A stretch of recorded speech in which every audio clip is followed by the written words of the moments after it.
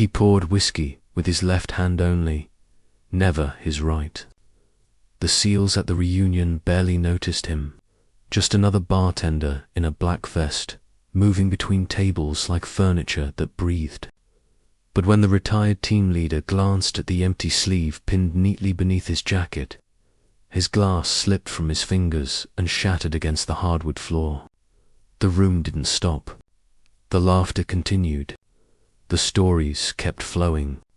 But Marcus Webb stood frozen in place, his eyes locked on the bartender's face, because he knew exactly where that arm had been left behind, and the man who lost it was supposed to be dead. Welcome to the human story. Are you watching today? And if you believe stories like this deserve to be remembered, hit that subscribe button and help us honor those who disappeared so others could live. The venue was a private estate just outside of Virginia Beach, the kind of place rented only for occasions that required discretion. No signs on the road, no addresses shared publicly, just a set of coordinates texted to a list of names that had been vetted 3 times over. The annual reunion of SEAL Team 4's class of 2006 was not an event that appeared on any calendar.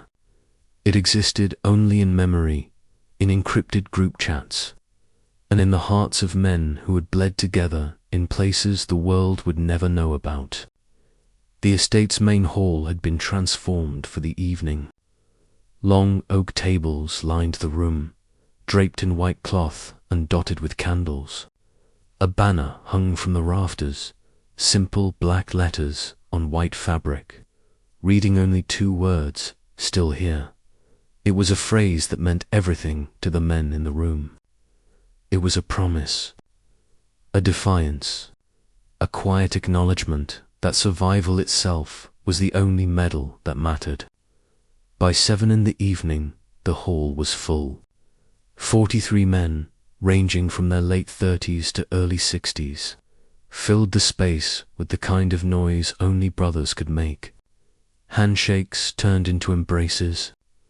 Jokes cut deep but healed fast. And every few minutes, someone would raise a glass to a name no longer walking among them, and the room would go silent for just a breath before the laughter resumed. Marcus Webb arrived at exactly 7:15, as he always did.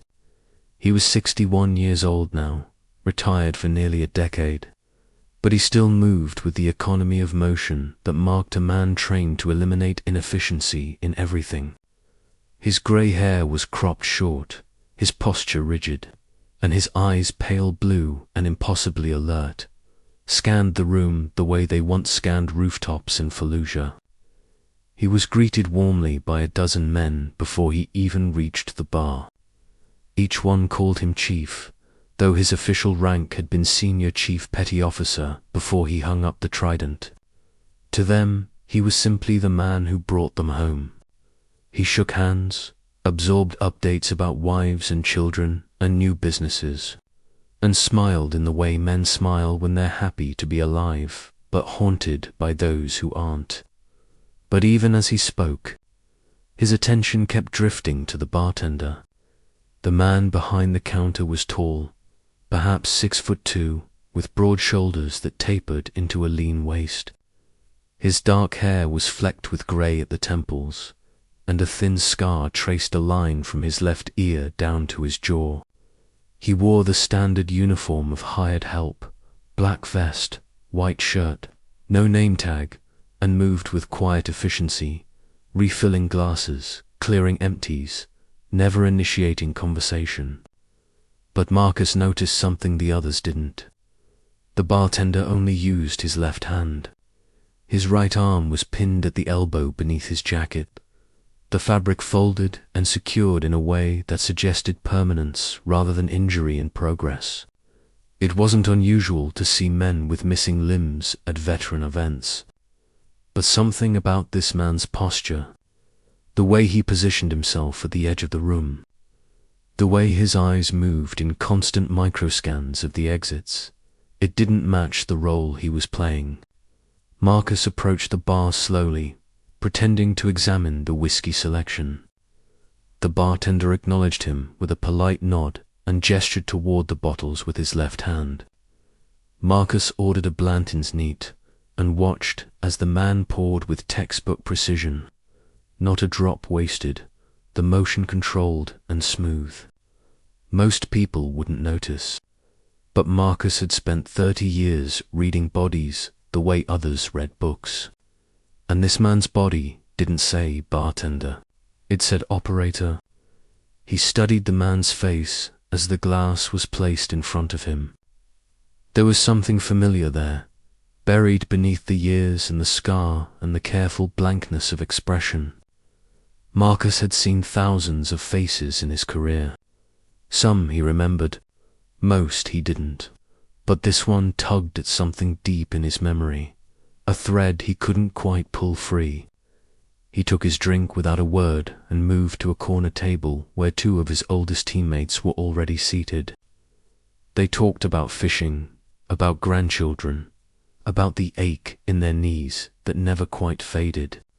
But Marcus kept glancing at the bar, kept watching, kept wondering. Halfway through the evening, the program began. A retired captain stood at the front of the room and spoke about legacy, about brotherhood, about the men who had given everything so that others might give nothing at all. He read names from a list, 7 of them, and with each name, the room rose to its feet, glasses raised, heads bowed. When the captain reached the 5th name, Marcus felt his chest tighten. Daniel Vance. The room repeated the name in unison, a low murmur of reverence that echoed off the walls. Marcus closed his eyes and let the memory wash over him. Ramadi, 2007. A night that had never fully left him. No matter how many years passed or how many therapists he paid to help him forget. His son, Ryan, had been 23 years old then, a freshly minted SEAL on his first deployment. Marcus hadn't been there. He'd been stateside, transitioning out of active duty, but he knew every detail of what had happened because Ryan had told him, once, in a voice that still shook years later. The ambush had come at 0300 hours. Ryan's squad had been moving through a narrow alley when the walls lit up with gunfire. 2 men went down in the first 5 seconds. Ryan took shrapnel to the leg and collapsed behind a burned-out vehicle, unable to move, unable to return fire, certain he was going to die. And then a man appeared out of nowhere, sprinting through the kill zone like physics didn't apply to him. He grabbed Ryan by the vest, hauled him over his shoulder, and ran. Not walked, ran, through 400 meters of active fire, past 2 IED detonation points, all the way to the extraction vehicle. Ryan had blacked out somewhere in the middle. When he woke up in the field hospital, they told him the man who saved him had gone back for the others. He pulled out 2 more before the 3rd IED went off. They never found his body. The official report listed Daniel Vance as killed in action, remains unrecoverable. Ryan had attended the memorial. So had Marcus, standing in the back row, watching his son weep for a man he barely knew but owed everything to. That was 17 years ago. Daniel Vance had become a ghost, a legend whispered in briefing rooms and toasted at reunions like this one. The man who ran through fire, the man who didn't stop, the man who gave his life so that others might keep theirs. Marcus opened his eyes and looked at the bar. The bartender had stopped moving. He stood perfectly still, his left hand resting on the counter, his head slightly bowed. And for just a moment, his mask slipped. There was pain there, raw, unfiltered, impossible to hide. Marcus felt his breath catch in his throat. He studied the bartender's face again, this time with the filter of memory laid over it. The jawline, the set of the eyes, the way his weight shifted to his left side, compensating for something that was no longer there. It couldn't be. It was impossible. Daniel Vance was dead. There was a memorial plaque with his name on it at the Naval Special Warfare Center in Coronado. There was a folded flag in a glass case at his mother's house in Oklahoma. There was a star on a wall in a building that didn't officially exist. Dead men didn't pour whiskey at private reunions. Dead men didn't wear black vests and fade into the background. Dead men didn't avoid eye contact with the brothers they'd saved. But Marcus Webb had spent 3 decades learning one truth above all others. Impossible was just a word people used when they hadn't looked hard enough. He set down his glass and walked toward the bar. The noise of the room seemed to fade with each step, the laughter and clinking glasses becoming a distant hum. The bartender saw him coming. His posture shifted almost imperceptibly, weight moving to the balls of his feet, shoulders squaring, the instinctive readiness of a man who had spent years preparing for threats from every direction. Marcus stopped 2 feet from the counter. He said nothing. He simply looked. The bartender met his gaze, and for a long moment, neither man moved. Then Marcus reached into his pocket and pulled out a worn photograph, creased and faded from years of handling. He placed it on the counter between them. The photo showed 2 men in desert camouflage, arms slung over each other's shoulders, grinning at the camera with the reckless confidence of youth. One of them was Ryan Webb, 23 years old, alive and unbroken. The other was Daniel Vance, both arms intact, the same scar already forming on his jaw from an earlier mission. The bartender looked at the photo. His jaw tightened. His left hand curled into a fist. But he didn't speak. Marcus leaned in, his voice barely above a whisper. "That's my son." The bartender's eyes flickered, just for an instant. Then the mask returned. He reached for a bottle, poured another glass, slid it across the counter to a guest who hadn't even asked for a refill. His silence was a fortress, carefully constructed and meticulously maintained. But Marcus hadn't survived 30 years in special operations by accepting the first answer. He pulled out a second item from his pocket, a dog tag, tarnished and dented, the chain broken. He placed it beside the photo. The bartender went completely still. The dog tag bore a name that matched the one read aloud just minutes earlier. Daniel J. Vance. And beneath it, a blood type, a service number, and a single word etched into the metal by hand. A word that wasn't part of any official protocol. Endure. Marcus knew that word. Ryan had told him about it years ago. About how Vance used to say it before every mission. A one-word mantra that he'd borrowed from his father, a Marine who'd served in Vietnam.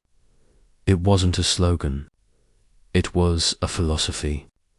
A way of surviving when survival seemed like a fantasy. The bartender stared at the dog tag for a long moment. His breathing had changed, shallower now, faster. The mask was cracking, piece by piece, under the weight of evidence he couldn't deny.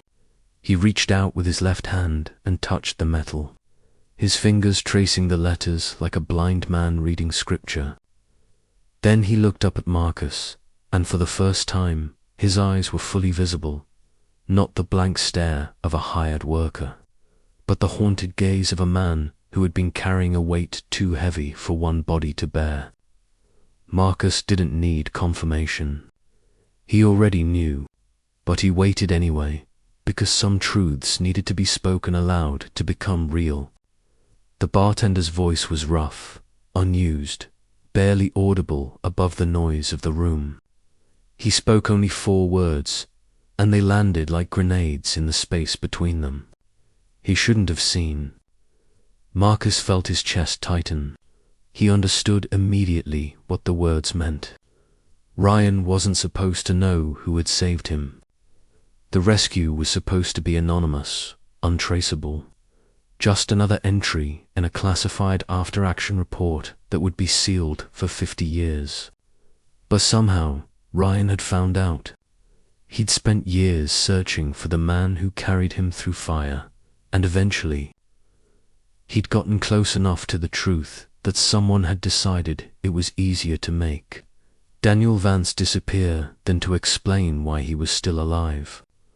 That was the way it worked in the shadow world. You didn't retire from black operations. You evaporated. You became a name on a memorial, a star on a wall, a ghost story told at reunions by men who would never know the full truth. And if you were lucky, you got a new identity, a new life, a chance to exist in the margins where nobody looked twice. Daniel Vance had been lucky. Lucky enough to lose his arm in an explosion and survive. Lucky enough to be extracted by people who didn't ask questions. Lucky enough to spend the last 17 years pouring drinks at events where men toasted his memory without ever recognizing his face. It was the cruelest kind of luck. The kind that kept you breathing but never let you live. Marcus wanted to speak, wanted to say something that would bridge the impossible distance between them. But before he could form the words, a commotion erupted at the far end of the room. A group of younger operators had gathered around the memorial wall, where dozens of photographs hung in simple black frames. Someone was pointing at one of the images, speaking in an animated voice, and others were crowding in to look. Marcus turned to see what had drawn their attention, and his blood went cold.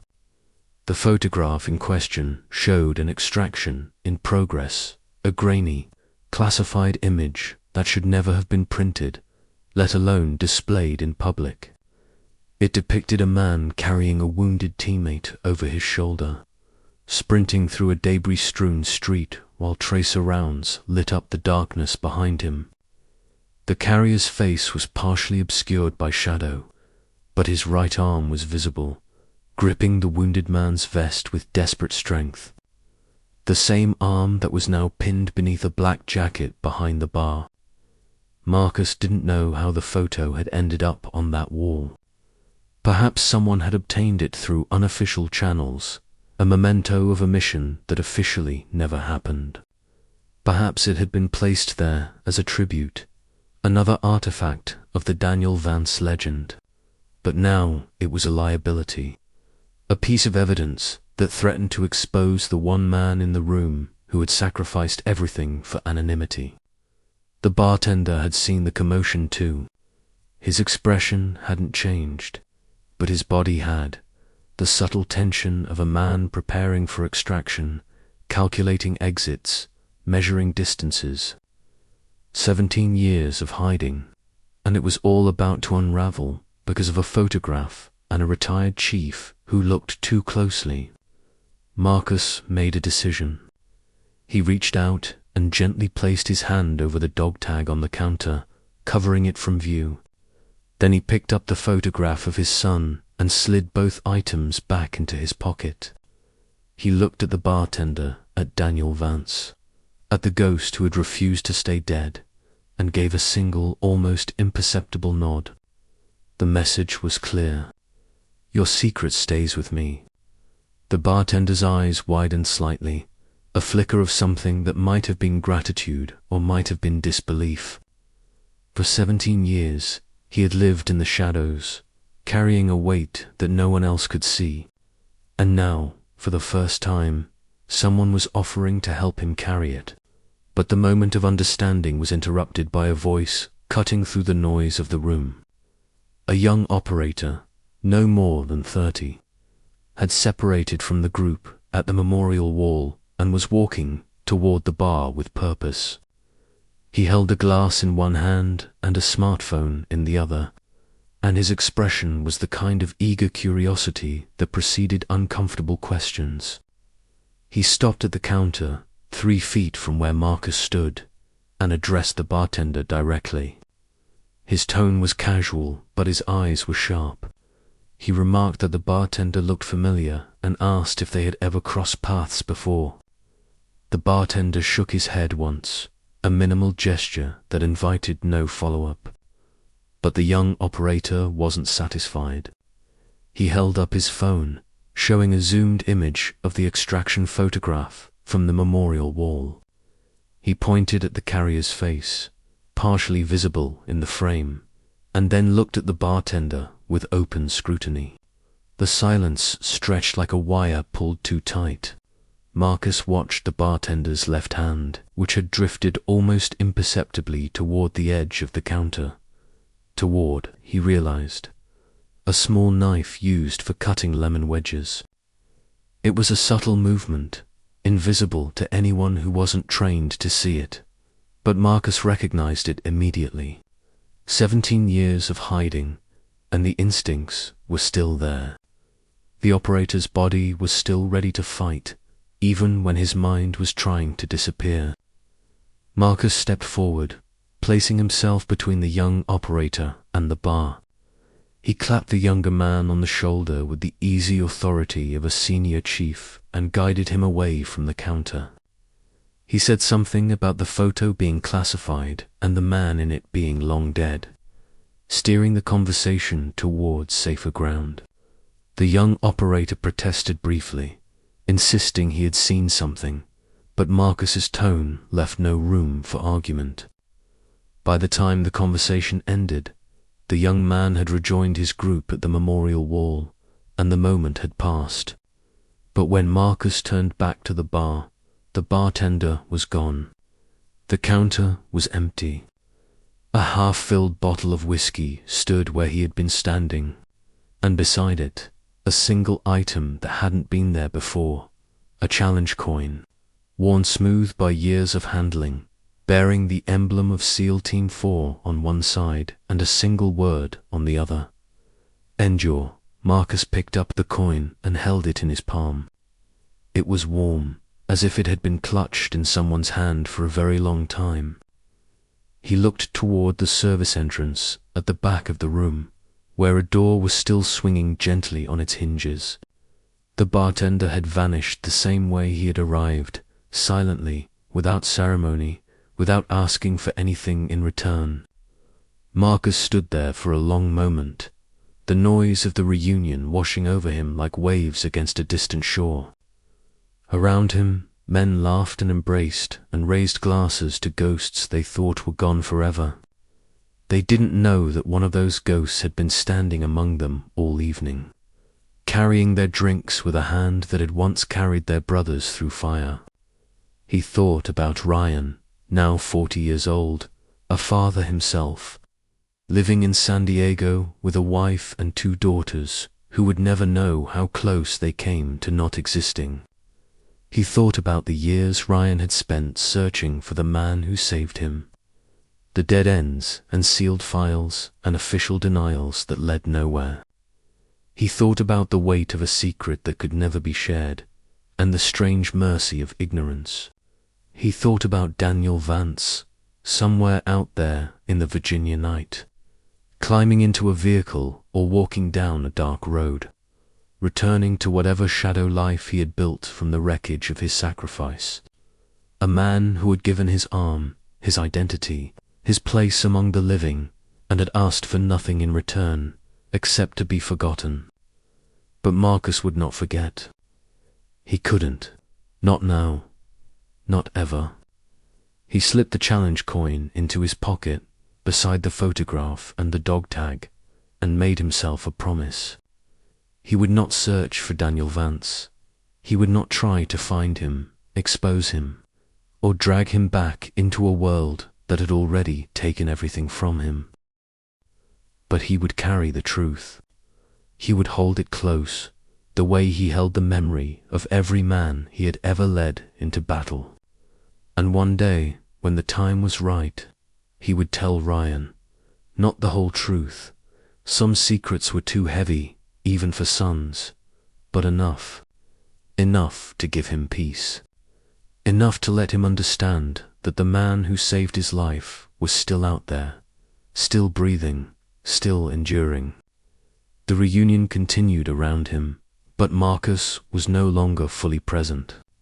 He stood at the edge of the room, watching the door through which Daniel Vance had disappeared, and allowed himself a moment of something he rarely permitted: hope. Hope that somewhere a broken man was finding his way towards something like peace. Hope that sacrifice, even the invisible kind, eventually found its reward. Hope that the brothers who had stood together in the fire would somehow, someday, stand together again, not as ghosts, but as men. The evening wound down slowly, the way all reunions do. Men exchanged phone numbers, promised to stay in touch, and walked out into the cool Virginia night, carrying memories both sweet and sharp. Marcus was among the last to leave. He paused at the doorway and looked back at the empty bar, at the half-filled bottle of Blanton's, at the space where a ghost had stood, pouring whiskey and keeping secrets. Then he stepped outside, where the stars were just beginning to emerge, and breathed in the night air. He didn't know where Daniel Vance was. He didn't know if he would ever see him again. But he knew one thing with absolute certainty: the man they had toasted as dead was more alive than anyone in that room. Alive in the way that mattered most. Still carrying, still enduring, still refusing to let the fire win. Some men teach through words, others through presence. Daniel Vance taught through absence, through the space he left behind. The lives he preserved, the silence he chose when speaking would have earned him every honor his country could offer. He didn't need his name on a wall. He didn't need a folded flag or a medal in a case. He just needed to know that the men he saved were still breathing, still living, still raising families and building futures on the foundation he had laid with his own blood. And that night, standing in the darkness outside a reunion he had served but never attended, Marcus Webb understood something he had never fully grasped before. The greatest heroes are often the ones we never see. They move through our lives like currents beneath the surface, shaping our course without ever breaking the waterline. They give everything and ask nothing, vanish when the job is done, and carry their burdens alone into whatever quiet life they can build from the ruins. Daniel Vance was one of those heroes, and even if the world never knew his name, even if his story was never told, even if he remained a ghost until the day he finally stopped breathing, he had done something that no amount of forgetting could undo. He had run through fire. He had carried the fallen. He had endured. And somewhere in the Virginia night, he was still enduring. One step at a time. One breath at a time. One day at a time. That was enough. It had to be. So now, I ask you, have you ever encountered someone like Daniel Vance? A quiet figure in the background who turned out to be carrying a weight no one else could see. A stranger who changed your life without ever asking for recognition. Tell us their story in the comments. Share the name of the person who saved you, protected you, or simply showed up when no one else would. Because at the Human Stories, we believe the most powerful acts of courage are often the quietest. They don't come with fanfares or medals. They come with empty sleeves and challenge coins and the simple, stubborn refusal to let the fire win. Thank you for watching. If this story touched you, subscribe, share, and help us ensure that men like Daniel Vance are never truly invisible. Their silence is earned. Their sacrifice is eternal. And their memory, even when the world forgets, lives on in every life they saved. We'll see you in the next story. And until then, remember, if you ever see a bartender pouring drinks with only one hand, look closer. You might be standing in the presence of a legend,